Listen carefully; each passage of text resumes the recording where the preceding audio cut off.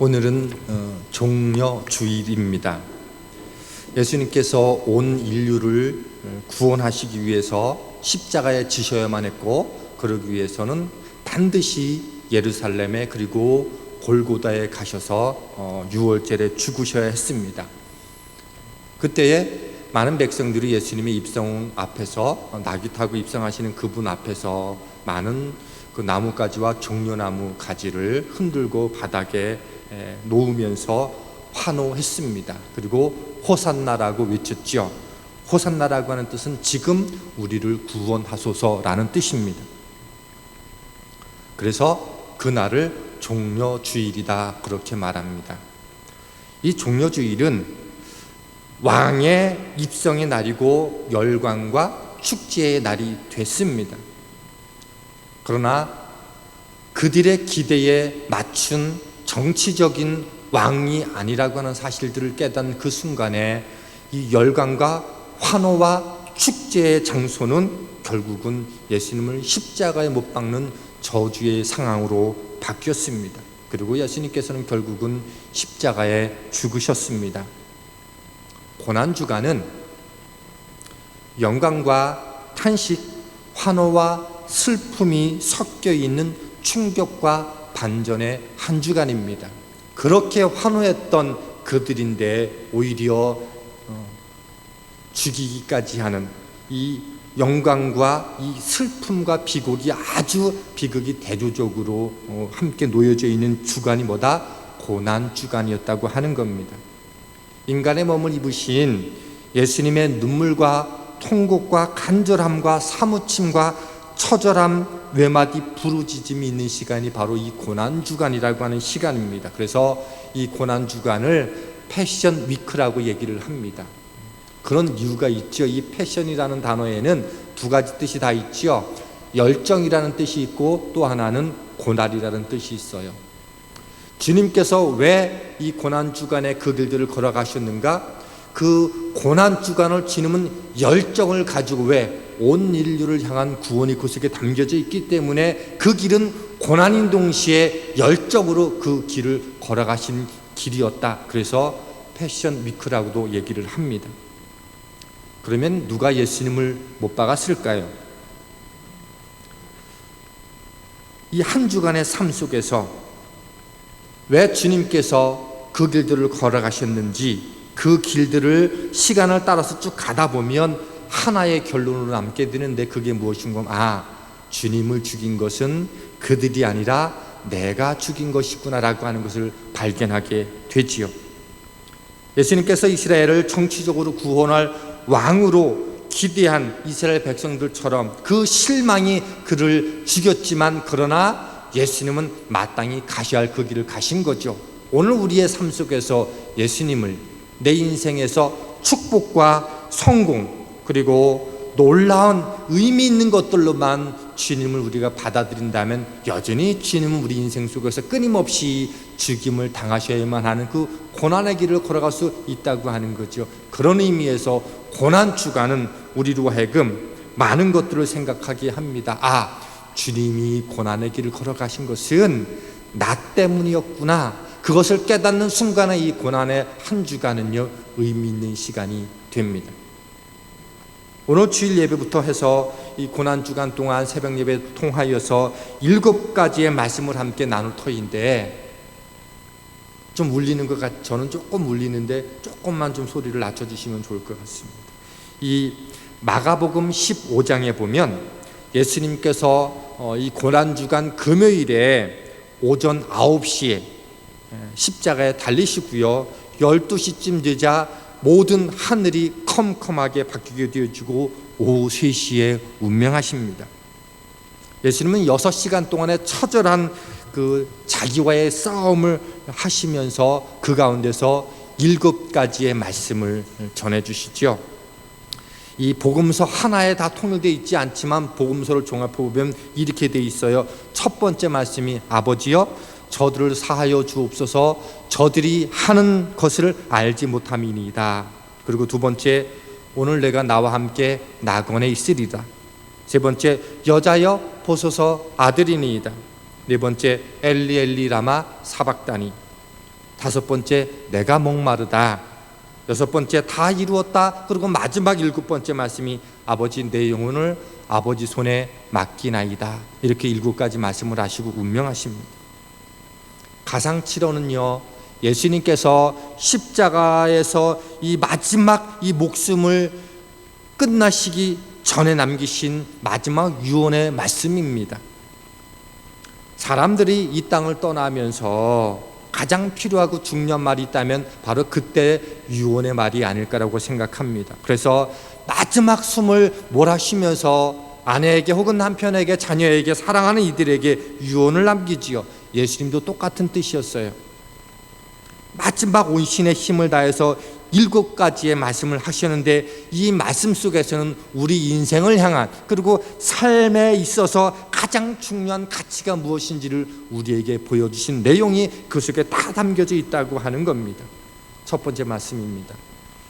예수께서 이르시되 아버지 저들을 사하여 주옵소서 저들이 자기가 하는 것들을 알지 못함이니이다 하시더라. 이렇게 말씀이 첫 번째 말씀입니다. 제일 먼저 생각해 보고 싶은 것은 이렇게 돼 있어요. 예수께서 이르시되, 예수께서 말씀하셨다는 거예요. 가장 고통스러운 시간에 주님께서 입술을 떼셨어요. 예수님이 말씀하셔야 역사가 이루어지기 때문이에요. 천지 창조도 말씀으로 역사하셨어요.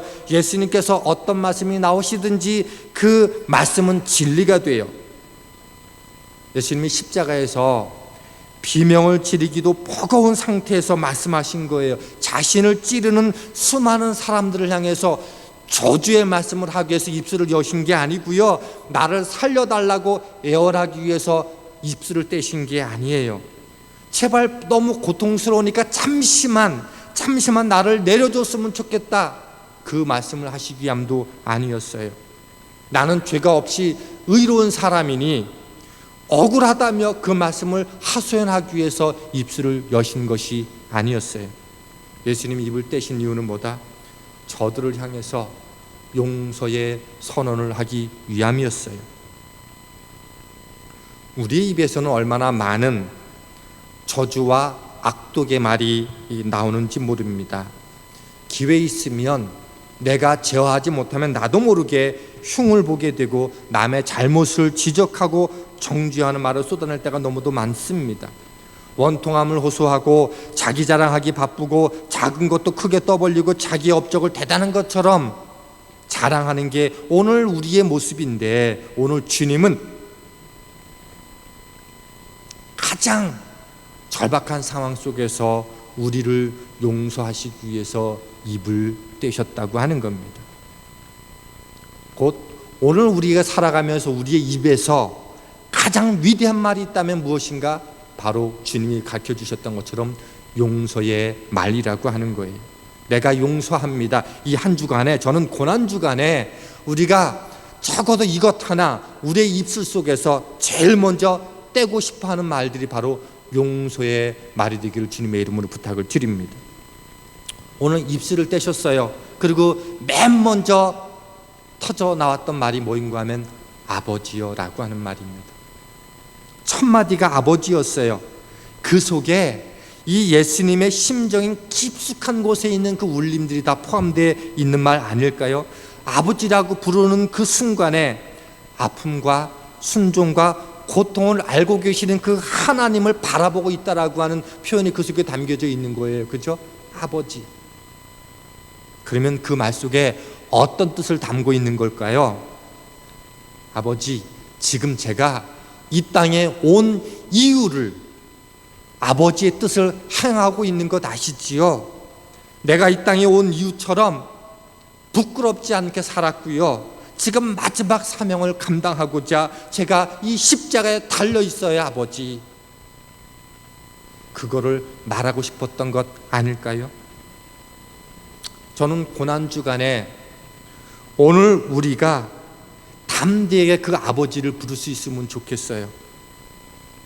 예수님께서 부끄럽지 않은 길을 걸어가셨고 마지막 십자가 사명을 감당하기 위해서 아버지라는 첫 마디 외침이 있었다면 오늘 우리가 고난주간에 어떻게 그 주님의 길과 동참할 수 있을까? 오늘 하나님 앞에 부끄럽지 않은 얼굴로 아버지를 구할 수 있는 하나님의 자녀 되기를 주님의 이름으로 축원합니다. 예수님께서 아버지를 부르신 목적은, 그 이유는 나의 안위와 고통을 해방해달라고 하는 부르짖음이 아니었어요. 저들의 죄를 용서하기 위해서 입술을 떼셨고 첫 마디가 아버지라고 고백했던 그 속에는 뭐예요? 내가 지금 잘 가고 있는 건 맞지요? 그 사명의 몸짓으로 그 아버지를 부르면서 그분의 길 위에 부끄러움이 있었다면 그렇게 못 불렀을 거예요. 저는 오늘 한 주간 함께 살아가면서 오늘 우리가 주님을 찾을 때, 주님 앞에 고백하고 부르짖을 때, 하나님, 나의 발걸음과 나의 입술과 나의 마음의 생각과 나의 손과 두 발이 부끄럽지 않은 행동과 그 길이 됐으면 좋겠어요. 그렇게 좀 불러낼 수 있는 그런 한 주간이 되기를 주님의 이름으로 부탁을 드립니다. 오늘 우리가 아버지를 부르는 목적이 주로 뭐였던가요? 나와 내 가족의 안위와 직장생활과 자녀들의 성공과 나의 성공과 건강과 행복과 축복과 명예가, 그거 오늘 우리의 부르짖음의 주요한 주제 아닙니까? 그런데 주님의 부르짖음은 좀 달랐다는 거죠. 이번 한 주간만큼은 용서를 위해서 하나님 앞에 부끄럽지 않게 살고 있다고, 그렇게 살게 해달라고 하나님께 부르짖는 그 고백이 우리 가운데 가득하게 됐으면 좋겠습니다. 두 번째로, 이 아버지 속에는 무엇이 담겨져 있을까요?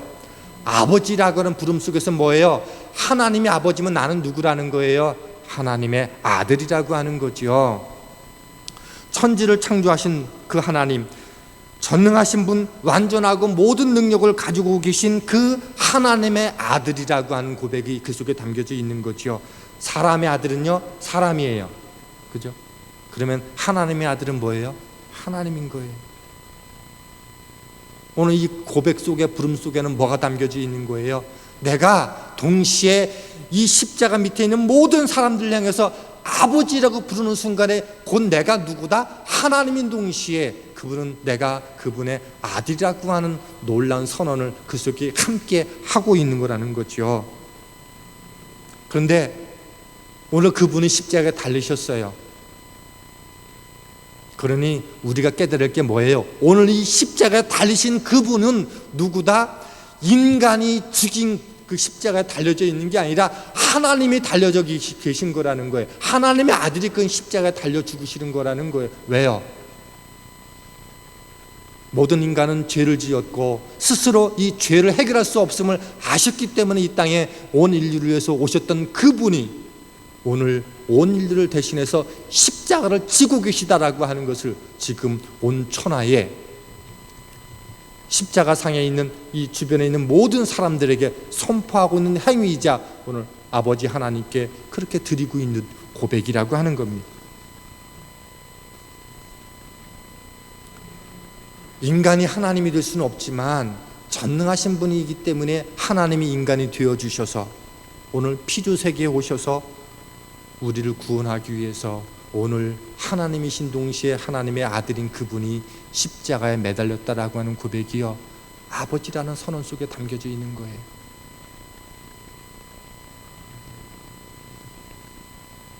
로마서 5장 8절은 우리가 아직 죄인 되었을 때에 그리스도께서 우리를 위하여 죽으심으로 하나님께서 우리를 향한 자기의 사랑을 확증하셨느니라. 십자가의 아들을 내어 주심으로 말미암아 우리를 얼마나 사랑하는지를 보여주시고 있다라고 하는 거지요. 아버지, 그 다음에 주님께서 고백하신 게 뭐예요? 저들을 사하여 주옵소서라는 거예요. 34절 말씀을 보면 맨 처음에가 이렇게 돼 있어요. 이에라고 돼 있어요. 이에는 그때에 라는 뜻이에요. 그때가 뭐예요? 바로 33절에 있는 거예요. 33절, 예수님께서 십자가에 매달리셨을 때에, 그때에 이 말씀을 하셨다는 거예요. 제일 먼저 터져나온 그 기도가 뭐예요? 아버지, 저들을 사하여 주옵소서라고 하는 거예요. 누구를? 나를 못 받고 있는 그 사람들을 향한 뭐예요? 용서의 기도를 제일 먼저 주님 앞에 간구한 간구의 내용이라고 하는 거예요. 처절한 순간에 나 너무 힘들어요, 나를 구원해 주세요, 나의 고통을 덜어주세요 라는 기도가 아니라 나를 못 받고 있는 저들을 향해서 구원해 달라고, 아니 용서해 달라고 지금 기도하고 있는 거예요. 오늘 이 주님의 모습을 보면서 우리의 신앙과 삶에 있어서 정말 중요한 것이 무엇인지를 우리에게 다시 한번 보여주시는 거예요. 바로 뭐다? 용서의 삶이라고 하는 거예요. 주님께서 왜 이 땅에서 하늘 영광을 버리고 이 땅에 오셨습니까? 용서하기 위해서 오신 거예요. 왜 하나님의 아들이신 주님께서 가장 극악한 죄인이 죽으셔야만 하는 그 십자가의 형벌을 감당하셨습니까? 용서하기 위해서예요. 남병식이라고 하는 이 목사님이 그 유대에서 한 10년 동안 공부하면서 그 유대인의 그 관련된 책을 쓴 그 내용 중에서 보니까 이렇게 되더라고요. 우리는 고통과 아픔 때문에 겟세마네에서 예수님이 그렇게 슬피 울며 기도하셨다고도 하지만 또 하나 놓치지 말아야 될 게 뭐인가 하면 유대인들에게 있어서 가장 수치 가운데 하나가 뭐인가 하면 부끄러움이라고 하는 거예요. 부끄러움.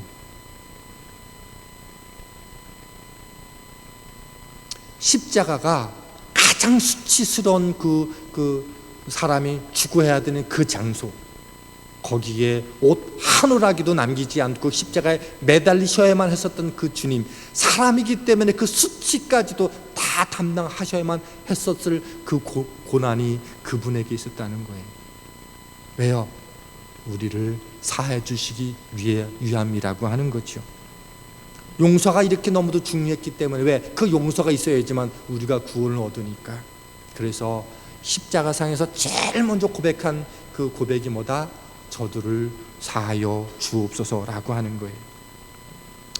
이 고난주간이 우리와 연결되려면 오늘 우리에게 무엇이 있어야 될까요? 우리 가운데 이 용서의 삶이 있을 때 우리도 고난에 함께 동참하는 삶이 된다라고 하는 거죠.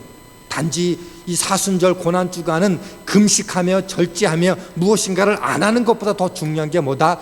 용서하는 삶이 오늘 우리 가운데 있는가라고 하는 것. 저는 고난주간에 저와 여러분의 삶 속에서 용서하는 삶이 우리 가운데 가득하게 되기를 주님의 이름으로 부탁을 드립니다. 십자가를 통해서 하나님으로부터 먼저 용서를 받은 우리는 끊임없이 주님처럼 용서와 용납의 삶을 살아야 된다라고 하는 거예요. 그래서 용서와 용납이 없는 그리스도인은 없다라고 하는 거예요. 우리 일생을 통해서 경험할 수 있는 가운데 가장 최대의 경험, 가장 놀라운 경험이 있다면 주님께로부터 용서받은 삶 아닙니까?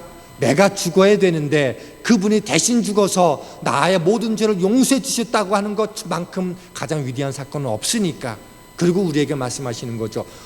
내 삶 속에서 가장 위대한 것이 용서라고 한다면 너희들의 삶 속에서도 가장 위대한 첫걸음은 용서라고 하는 것을 우리에게 말씀해 주고 있는 것 아닐까요? 오늘 우리의 일생 속에서 이웃에게 베풀 수 있는 최선의 사랑이 있다면 바로 그것은요, 용서라고 하는 겁니다. 근데 실제 삶 속에서 용서와 용납이 결코 쉽지는 않아요. 부부 사이에서도 용서가 쉽지 않고요, 용납하며 사는 일들이 쉽지 않고요, 내가 아무런 잘못하지 않았음에도 불구하고 억울하게 오해받고 거절당하고 비판당하고 모욕당하고 해를 입고 치명적인 손해를 볼 때 누군가를 용서한다 쉽지 않아요. 근데 오늘 주님이 모범을 보여주십니다. 주님께서 온 인류의 모든 죄를 다 감당하시고 우리를 용서해 주셨다는 그 선언이 우리로 하여금 용서의 삶을 살게 하더라라고 하는 겁니다. 그래서 용서 없는 삶은요, 용서 없는 그리스도의 삶은 없다라고 하는 것이 고난주간에 우리가 함께 깨닫는 고백이 됐으면 좋겠습니다. 근데 이렇게 말씀해 주시죠. 저들을 사하여 주옵소서. 저들을이라고 하는 이 단어가 저는 한 주간 동안 되게 이렇게 마음에 울림이 됐어요. 저들이 누구예요? 나를 십자가에 못 박는 사람이에요. 저들이 누구예요? 온 인류의 죄를 다 감당하게 될 모든 인류를 향한 그 고백이 저들이라고 하는 거죠.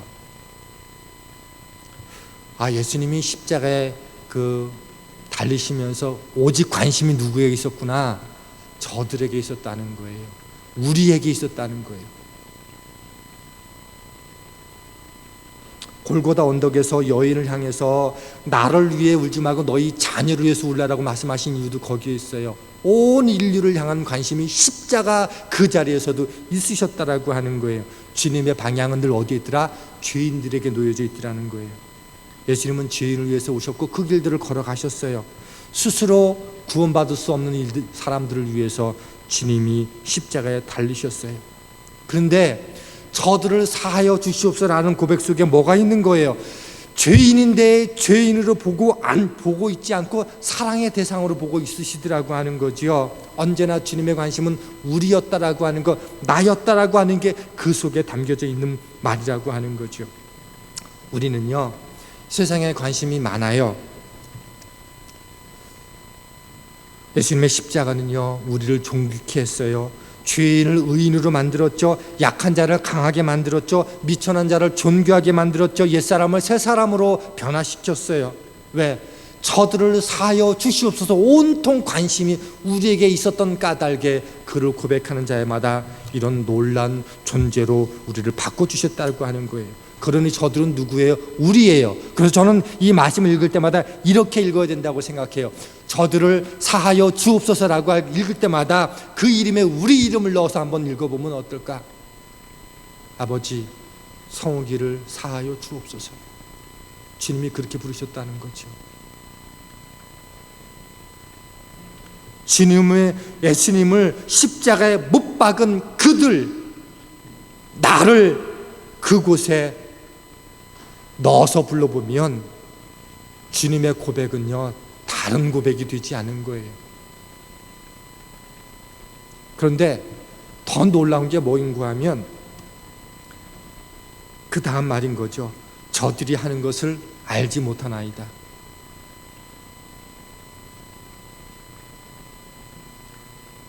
나 때문에 십자가에서 죽어 가시는 건데 저 사람들, 주님, 하나님, 자기가 무슨 일을 하는지 몰라서 그런 거니까 용서해 주셔야 되는 거지. 그렇게 말씀하고 있는 거예요.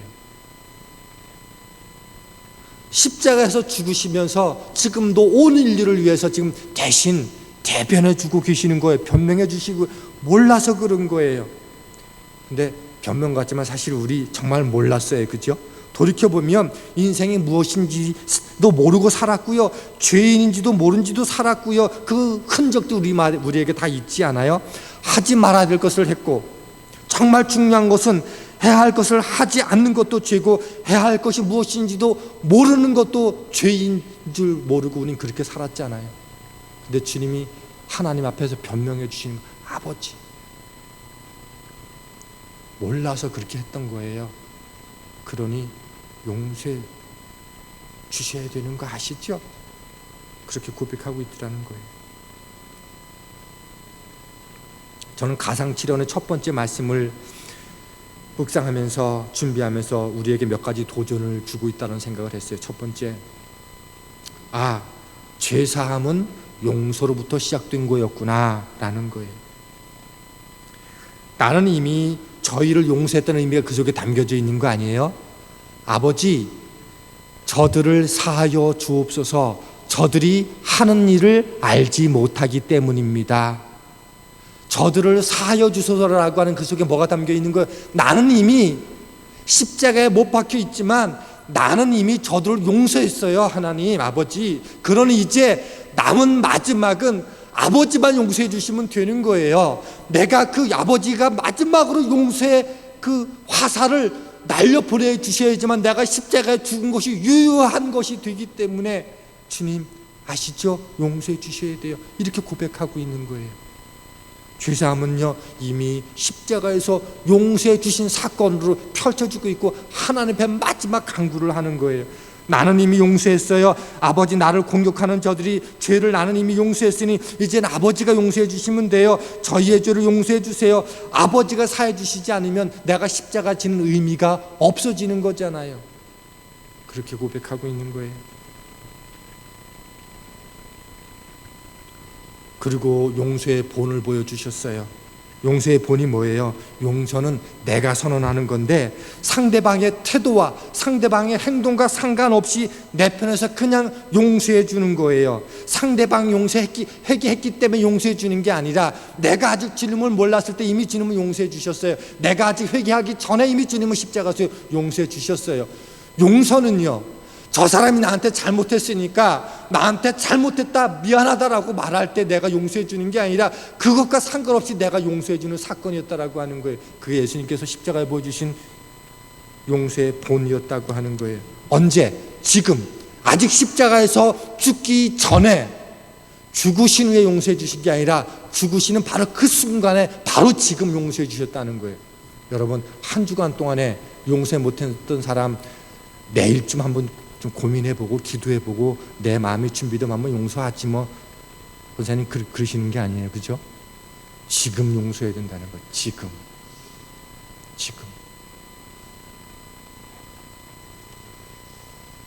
그리고 용서는 이해라는 거예요. 저희가 알지 못했기 때문에 그 죄를 졌다는 거예요. 그 사람이 모르니까 죄를 지은 거라고 오늘 주님은 죄에 대한 이해를 우리에게 해주시죠. 그리고 또 하나, 용서는 죄를 지적하는 게 아니라고 하는 것도 오늘 예수님이 보여주셨던 것 같아요. 아무 말 없이 그냥 용서해 주셨어요. 내가 당한 아픔을 말하지 않으셨어요. 주님은 십자가에서 내가 당신 때문에 얼마나 고통당했는지 아냐고, 그치만 난 당신 용서한다, 그렇게 말씀해 주시지 않으셨어요. 그냥 저들을 용서하실 때 저들의 잘못은 다 알고 계시지만 끝내 침묵하시고 몰랐으니까 그런 거 아시지요? 용서해 주세요. 나는 이미 용서했으니 하나님도 용서해 주세요 라고 고백한 것, 그게 예수님의 첫 번째 십자가에서 온 인류에게 주신 하나님의 말씀이셨습니다. 이 첫 마디 속에 우리에게 주신 메시지가 너무도 커요. 그 용서의 선언으로 우리가 구원받았어요. 그리고 그분의 사랑 때문에 우리가 그분의 관심을 온몸으로 받고 있는 존재라는 것을 깨달았어요. 그러니 오늘 우리에게 말씀하시는 거예요. 이제 용서의 삶을 살았으면 좋겠다. 왜? 그 용서를 통해서 하나님이 영광 받으셨으니 오늘 우리가 누군가를 용서하는 삶을 통해서 오늘도 동일하게 하나님이 영광 받으실 거라는 거예요. 또 하나, 그 용서가 중요한 이유는 내가 용서를 베풀지 못하고 가슴에 담고 있으면 내 안에 상처와 아픔이 깊어서 쓴뿌리가 되고도 남음을 아셨기 때문에 주님은 용서를 그렇게 우리에게 보여주셨어요. 사랑하는 성도 여러분 고난 주간을 어떤 의미로 보내시겠습니까? 오늘 저들을 사하여 주옵소서라고 하는 것이 가장 고통의 자리에서 첫 번째 메시지였다면 오늘 우리도 마땅히 그리 살아야 된다라고 하는 거죠. 두 번째 메시지는 뭘까요? 궁금하시면 새벽에 함께 뵐 수 있게 되기를 소망합니다. 기도하겠습니다. 하나님,